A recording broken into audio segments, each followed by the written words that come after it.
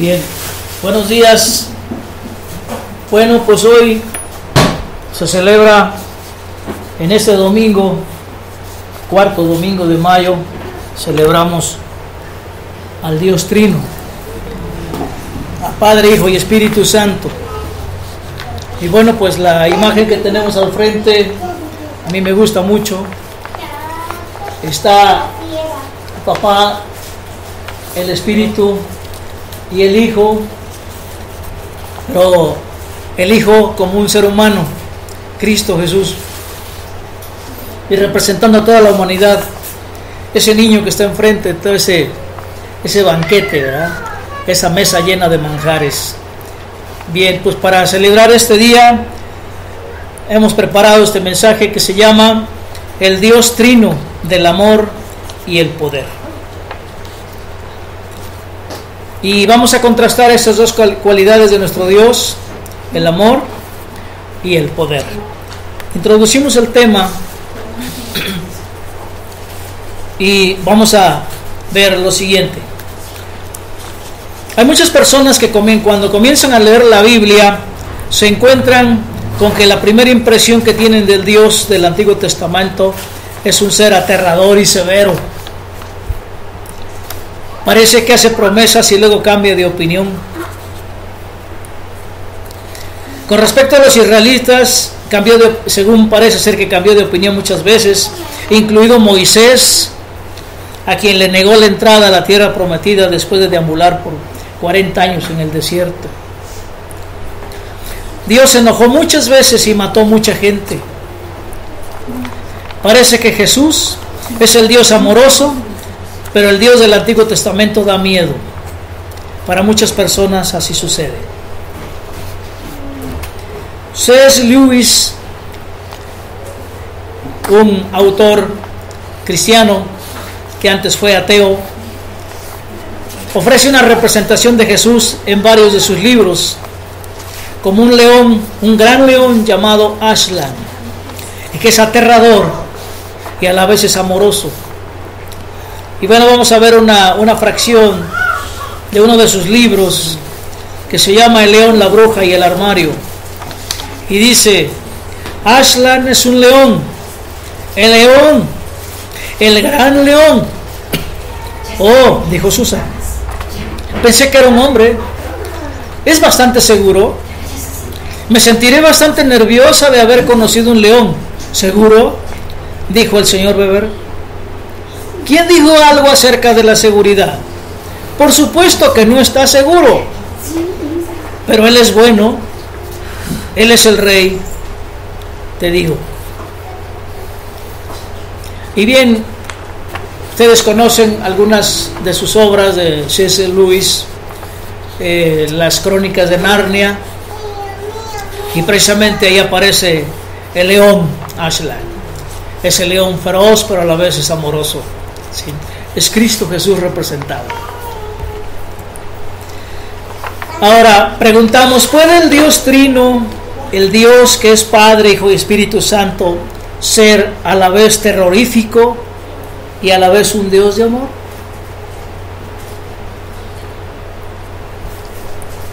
¿Podemos confiar en un Dios así? Bueno, Dios nos asegura a través de su palabra que Él es amor y también es poderoso.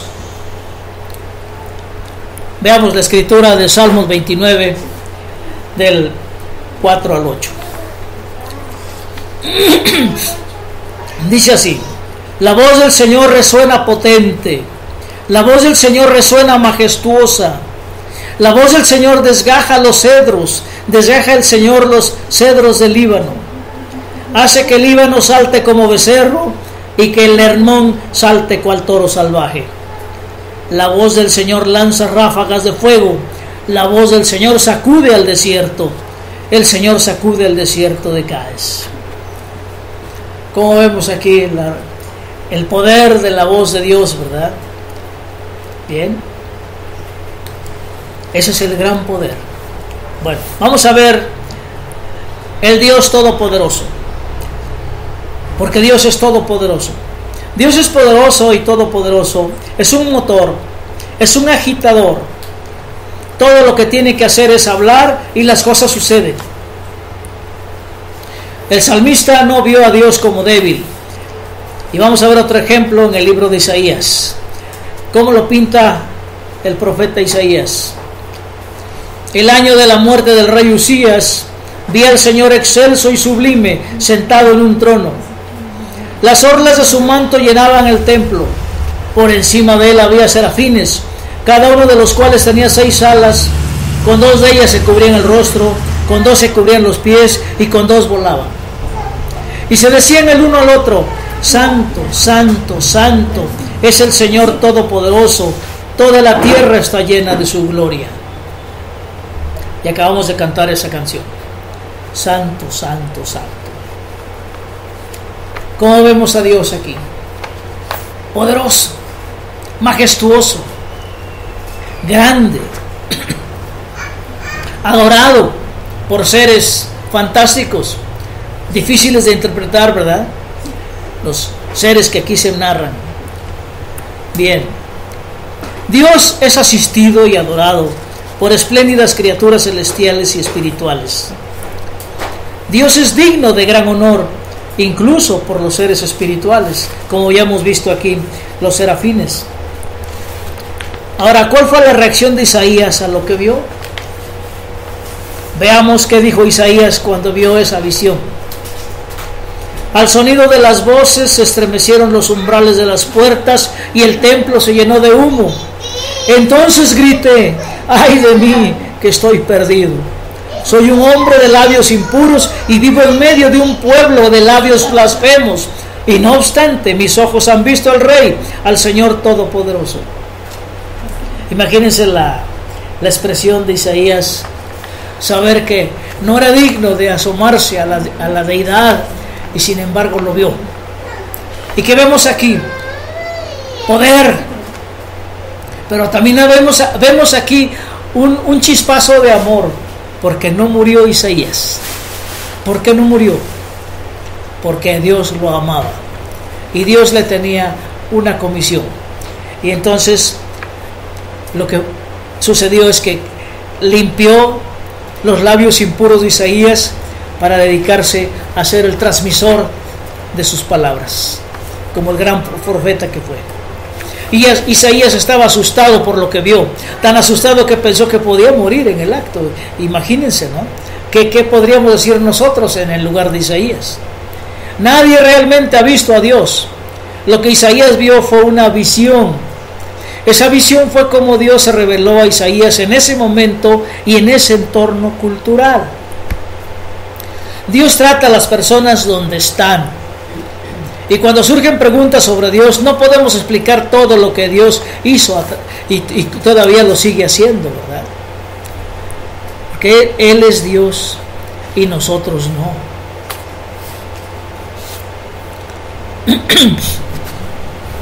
Pero si sabemos que Dios es amor, eso es quien es y quien ha sido siempre. Dios es amor. En el Antiguo Testamento Dios trató a las personas en la cultura en la que vivían en ese momento. Hoy no se presenta de esa manera. Si hoy surge un profeta como Isaías, Dios no se le va a revelar como se le reveló a él, porque esa era su cultura de aquel entonces, para que él entendiera quién era Dios y qué tenía que hacer. Hoy sabemos que por el libro de Hebreos nos dice que en los últimos tiempos nos ha hablado por el Hijo, pero también nos habla a través del Espíritu Santo, el que transforma nuestras vidas. Y bien, pues entonces en este momento podemos verlo de otra manera. A lo largo del Antiguo Testamento aprendemos verdades básicas acerca de quién es Dios. Dios no solo es todopoderoso y creador de todo lo que es, sino que es un Dios de amor, de redención y de salvación, extremadamente paciente. ¿Se acuerdan cuántos años esperó a Moisés para darle la siguiente indicación? 40 años. 40 años, y él es paciente.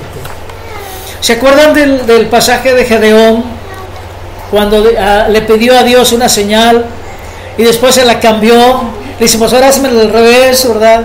Y ahora vuélveme a hacer como era al principio. Y Dios le tuvo paciencia y le contestó con amor. Ese es nuestro Dios. Ese es nuestro Dios, hermanos. Todopoderoso, que da miedo, ¿verdad? De acuerdo a la expresión del Antiguo Testamento. Yo creo que hoy no nos va a dar miedo, porque hoy estamos en otro ambiente, ¿verdad? Y en otra historia. Y ahora sabemos que Dios, a través de Jesús, nos ha acercado a su gloria. Y podemos ver la gloria de Dios. Por eso hace un momento les pedí de favor que sintieran al cantar la canción de Como el Siervo, sintieran esa necesidad, esa sed y esa hambre de sentir la presencia de Dios. Y Él es todopoderoso, pero a la vez es amoroso. Bueno, ese es el Dios todopoderoso que nos ama. Ese es el Dios trino que creó el mundo, creó todo lo que existe con el estruendo de su voz. Y Jesús es su representación viva. Por eso pudo calmar la tormenta. Por eso pudo caminar sobre las aguas. Por eso pudo hacer tantos milagros. Convertir el agua en vino, etc. Bueno, ¿y el Dios de amor? Ahora viene la otra parte, ¿verdad? La otra cara de la moneda. El Dios de amor. En el Nuevo Testamento aprendemos algo sorprendente. Y veamos, por ejemplo, que en Juan 1:1 dice: en el principio la palabra ya existía, la palabra estaba con Dios y la palabra era Dios. De acuerdo a la Nueva Traducción Viviente, de acuerdo a la Reina Valera, en el principio era el Verbo y el Verbo era Dios y el Verbo estaba con Dios. Verbo y palabra vienen siendo lo mismo, conocimiento, ciencia, así es todo. Jesús es todo eso, el conocimiento, la verdad y la vida y la resurrección y tantos títulos que tiene nuestro Señor Jesucristo. Así es que aprendemos esto, de que Jesús, el que se hizo humano, estuvo desde el principio con Dios. Jesús es el mismo Dios que acabamos de describir. Ese todopoderoso, ese que habla y hay truenos y fuego y se siembra la tierra y se siembra el templo, ¿sí?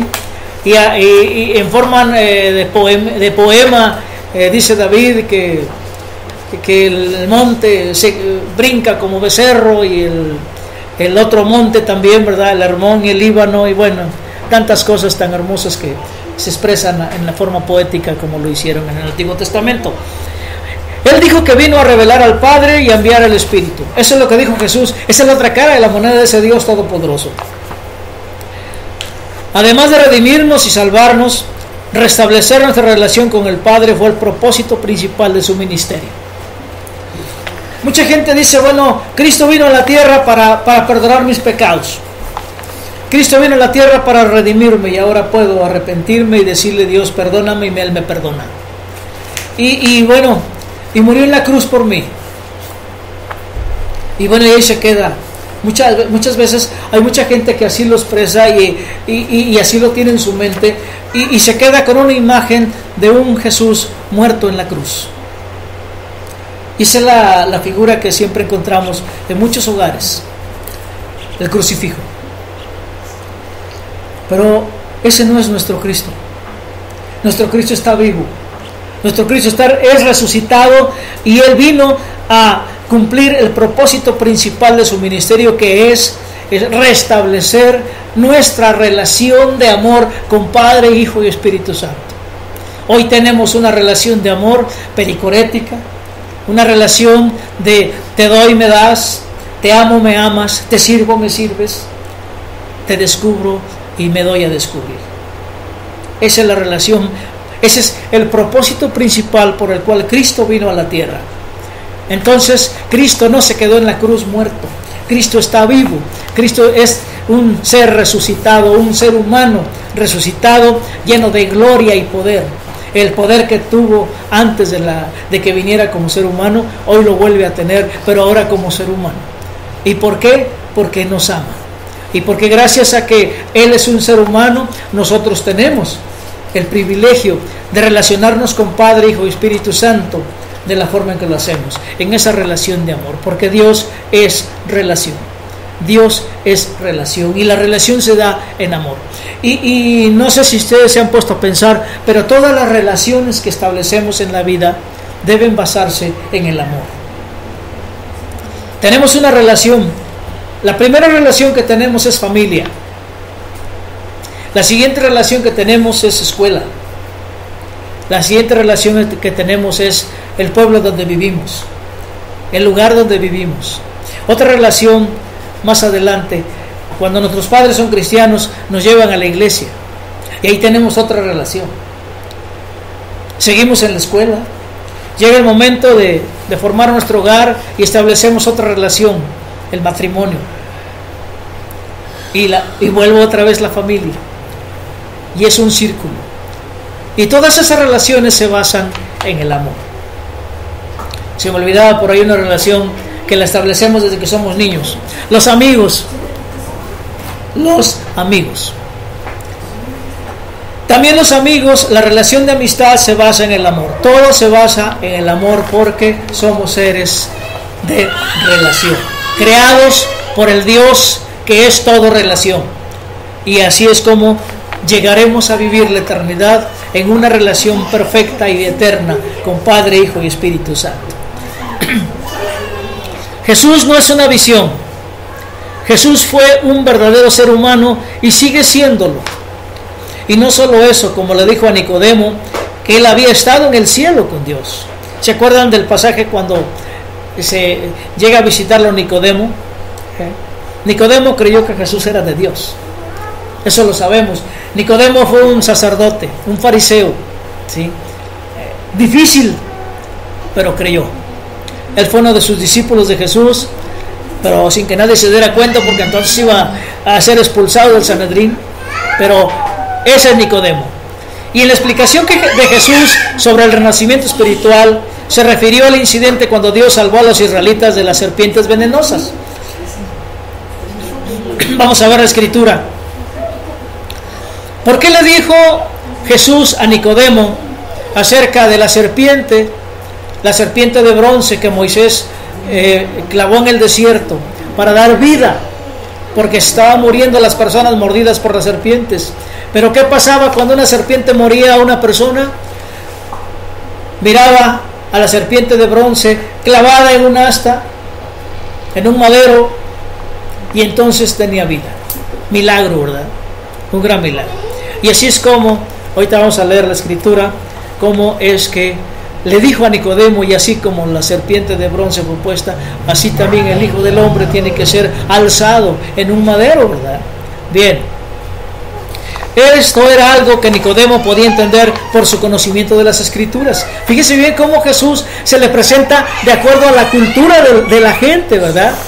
A Isaías se le presentó una visión terrorífica, pero a Nicodemo le dice que como él sabe las Escrituras, dice, yo soy, dice, lo que representó esa serpiente de bronce. Usando esta analogía, Jesús le enseñó a Nicodemo acerca del plan de Dios para redimir y salvar al mundo entero. Veamos la escritura de Juan 3, del 11 al 17.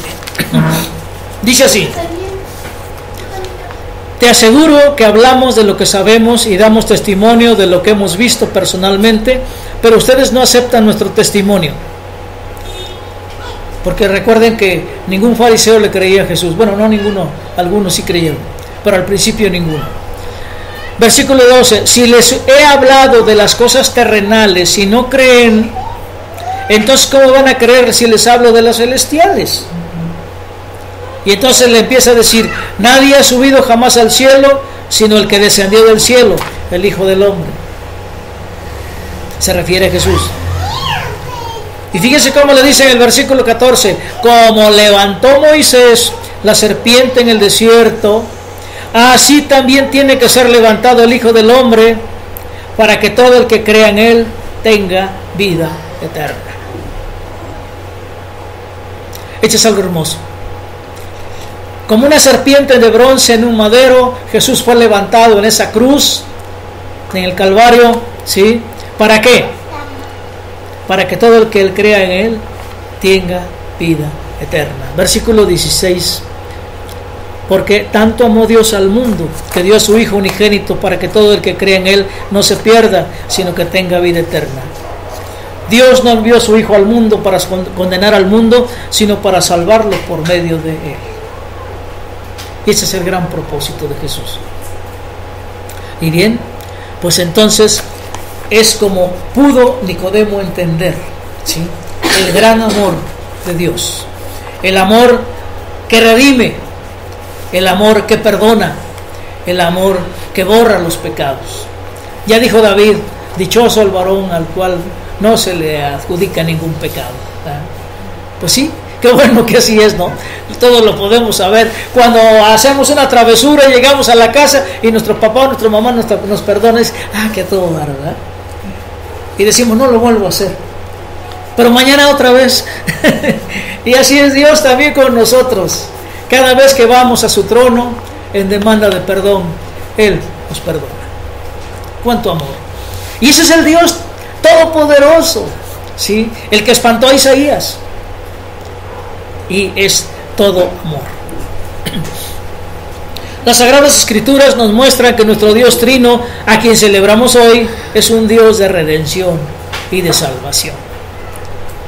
Él es el Dios extremadamente paciente y podemos ser felices y aliviados de que lo sea. Estamos contentos de que no nos dio lo que merecíamos, porque todos somos pecadores. Si fuera así, nuestra tierra sería desolada. Sí, nuestro Dios es todopoderoso. Por eso Jesús podía enojarse. Y Jesús se enojó. Jesús es Dios y algunas cosas realmente lo desalentaron.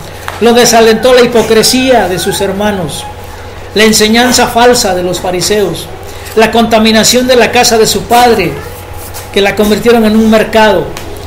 Dios es amor, pero la Biblia declara que Dios juzga el pecado. Y para que juzgue el pecado tiene que ser todopoderoso, tiene que mostrar la otra cara, el poder, la majestuosidad, lo grandioso, ¿verdad?, lo que espanta a veces. ¿Por qué? ¿Por qué Dios juzga el pecado? Porque el pecado es la barrera entre Dios y la humanidad. Y aquí es donde, ¿verdad?, y aquí es donde entra el amor de Dios. Jesús muere para eliminar esa barrera. Él, al morir, destruye el pecado. El pecado se queda clavado en la cruz. Por eso no debemos quedarnos con la imagen del Cristo crucificado y muerto. No, porque ese Cristo es el pecado que se quedó en la cruz. Es el pecado que quedó clavado ahí. ¿Entendemos eso? Veamos la cruz como el símbolo de nuestra redención, de nuestro perdón y de nuestra vida eterna. Pero a Jesús lo vamos a ver vivo, siempre sonriente. Dios resiste el pecado, se opone firme y eternamente al mal y las consecuentes consecuencias dolorosas para la humanidad. ¿Por qué? Porque Dios ama a la humanidad. Dios ama a la humanidad. Dios en Cristo ha juzgado todo pecado y un día el pecado y el mal serán erradicados para siempre. Pero gracias a Dios, el Dios hombre, justo y misericordioso, Jesucristo, el juez de la humanidad, nuestro abogado y nuestro defensor. Todo es eso, Jesús. Jesús vino a restaurar una relación entre Dios y la humanidad que había ido muy mal. El mismo ser humano se apartó de Dios en el Edén. Cuando Adán le dijo a Dios: no te metas en mi vida, yo sé lo que hago. Yo decido qué hacer.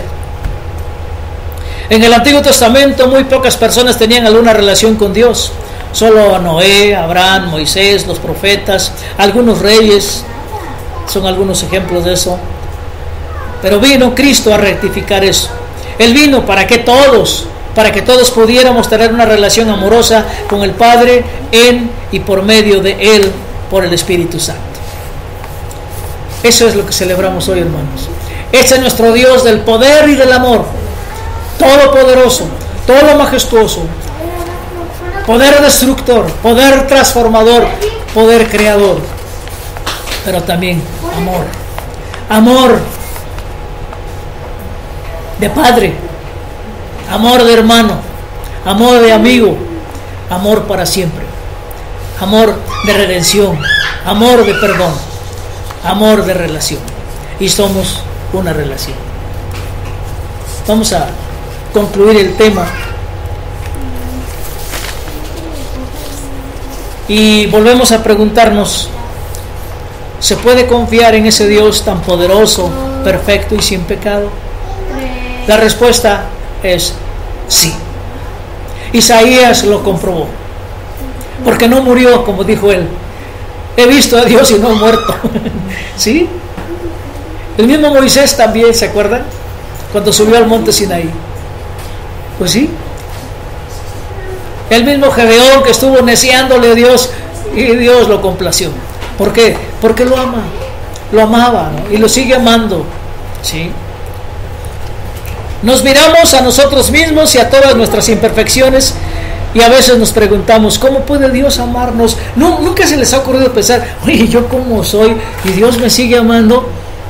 La respuesta rotunda es sí. Dios nos ama. Nos ama en Cristo y lo demostró en Cristo. Lo demostró al dar a su Hijo para que todos tengamos su propia vida, la vida eterna. Qué hermoso. Bueno, Él puede y lo hace, ¿verdad? Veamos lo que escribió el apóstol Pablo. Y esta es una escritura que está muy hermosa porque nos ratifica el amor de Dios. En Romanos 8, 14 al 17, tomado de la Nueva Versión Internacional, dice: porque todos los que son guiados por el Espíritu de Dios son hijos de Dios. Hoy nosotros somos hijos de Dios, guiados por el Espíritu Santo, gracias a Jesús. Ese es el Dios trino, del amor y del poder. Y ustedes, fíjense bien lo que dice Pablo: y ustedes no recibieron un espíritu que de nuevo los esclavice al miedo, sino el Espíritu que los adopta como hijos y les permite clamar: Abba, Padre, papacito, papi, papá. O como dicen los niños: papito chulo, ¿verdad? Que es una expresión de ellos muy, muy hermosa. Eso es lo que dice Abba, Padre. El Espíritu mismo le asegura a nuestro espíritu que somos hijos de Dios. O sea, Dios mismo nos dice: tú eres mi hijo. ¿Sí? A cada uno de nosotros nos dice: tú eres mi hijo o mi hija, ¿verdad? Natalia, tú eres mi hija. Conchita, tú eres mi hija. Irma, tú eres mi hija. Vanessa, tú eres mi hija. Brandon, tú eres mi hijo, ¿verdad? Y a cada uno de los niños le dice: tú eres mi hijo. ¿No es hermoso eso? ¿No es satisfactorio? ¿No es una llenura de esa hambre y sed que tenemos al llegar aquí? Hermanos, esto debe llenarnos. Y si somos hijos, somos herederos, herederos de Dios y coherederos con Cristo. Pues si ahora sufrimos con Él, también tendremos parte con Él en su gloria. ¿Qué nos va a heredar el Padre a través de Cristo? La misma gloria del Dios trino, poderoso, terrorífico, pero amoroso. Es como decíamos, que me recuerda, aunque la comparación no es muy ortodoxa, pero me recuerda. ¿Quién ha visto la película de King Kong? ¿La han visto? ¿Recuerdan el pasaje cuando King Kong tiene a la chica en las manos? Bueno, este ser podía matar en cualquier momento, es un ser destructor y poderoso, ¿verdad? Pero con cuánto amor trata a esa chica. O sea, un ser capaz de destruir también es capaz de tener compasión, de tener ternura, de tener amor. Y así nuestro Dios. Él nos puede destruir de un manazo, podemos decir así, ¿verdad? Porque Él es grande, Él es todopoderoso. Pero nos ama tanto, que nos tiene una delicadeza tan grande, que nos trata con cariño. ¿Sí? Así como un padre tosco, así, grandote, fuerte, que tiene una fuerza tremenda, puede cargar un bebecito con tanta ternura. Así es nuestro Dios. Y bueno, somos herederos de la gloria de Dios en Cristo. ¿No nos alegra eso? Sí, ¿verdad? El Dios Todopoderoso es un Dios de amor y se puede confiar en Él. No tenemos que vivir con temor de Dios, porque nuestro Salvador Jesús ha venido a nuestro rescate y por el Espíritu nos ha liberado de nuestras cargas del pecado, de vergüenza y de culpa, para que como hijos podamos llamar a nuestro Padre, nuestro Abba, nuestro papacito, nuestro papi. ¿Sí? Dios, quien es Padre, Hijo y Espíritu, es un Dios de amor, un Dios de salvación. Pensemos eso y adoremos, ¿verdad? Estamos en una relación familiar con el Todopoderoso Dios, Creador del universo, gracias al sacrificio y a la vida de Cristo. De eso se trata el sacrificio de Jesús, de eso se trata el ministerio del Espíritu, de eso se trata el corazón del Padre. Por eso hoy celebramos a Padre, Hijo y Espíritu Santo. Gracias a Dios, Padre, Hijo y Espíritu Santo, por su amor y misericordia. Y vamos a dar gracias.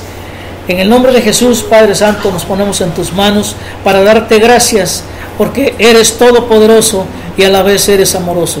Gracias porque sabes tratarnos con toda delicadeza y con todo amor. Gracias porque eres tan grande y tan fuerte y tan majestuoso que podemos deleitarnos en tu presencia. Pero a la vez nos deleitamos más cuando sabemos que nos amas, nos abrazas, nos cargas en tus brazos, nos apapachas, nos consientes, nos perdonas, nos redimes. Padre, gracias por ese amor, gracias por ese poder. Gracias, Padre, Hijo y Espíritu Santo, por vivir en nosotros y por tenernos reservada la vida eterna en una relación perfecta de amor eterno. En el nombre de Jesús te damos gracias, Padre, y por el poder del Espíritu Santo. Amén.